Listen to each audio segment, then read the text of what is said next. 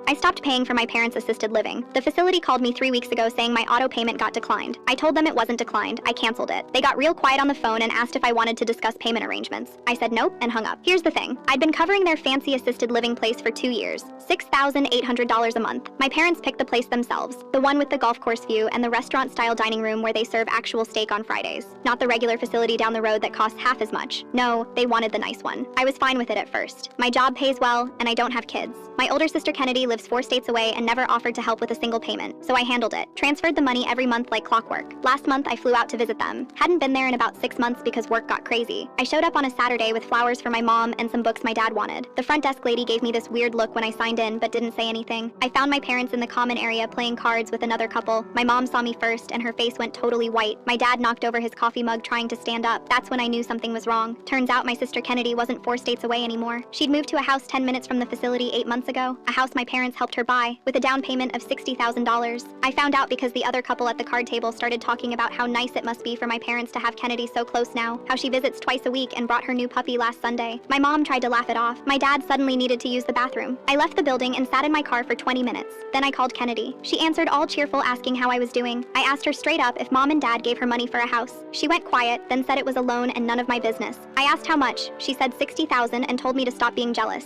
I asked her when she was planning to mention she lived 10 minutes away. She said it never came up. I told her the $6,800 I send every month should have made it come up. She said that was my choice to help them and hung up on me. I drove back to the facility and asked to see the visitor logs. Took some convincing, but they finally showed me. Kennedy had signed in 73 times in the past 8 months. 73 times while I was sending money thinking I was their only help. My parents had given Kennedy 60 grand for a house while I paid their rent. My sister visited constantly while I worked overtime to cover their bills, and nobody thought to mention any of it. I called my bank that night and canceled the auto transfer. Then I called the facility and told them I was done. The billing department tried to tell me I had a contract. I told them to read it again because I never signed anything. I just paid the invoices they sent. They couldn't argue with that. My mom called 2 days later crying about how they were going to lose their spot at the facility. I asked if Kennedy could help since she had a whole house now. My mom said the house had a mortgage and Kennedy couldn't afford to help. I asked about the $60,000 they gave her. My mom said that was different because Kennedy needed it for her future. I told her I'd been funding their future for 2 years at $6,800 a month. That's over $160,000. My mom said I made good money and could afford it. I said Kennedy could afford to visit 73 times but never once offered to split the bill. My dad got on the phone and said I was being selfish. He said family helps family. I asked where that energy was when they handed Kennedy 60 grand without telling me. He said I was twisting things and hung up. The facility called again yesterday. They're moving my parents to a shared room in the basic wing since Kennedy can only cover $1,500 a month. No more golf course view. No more Friday steak dinners. My mom left me a voicemail saying I ruined their retirement. I deleted it without listening to the whole thing.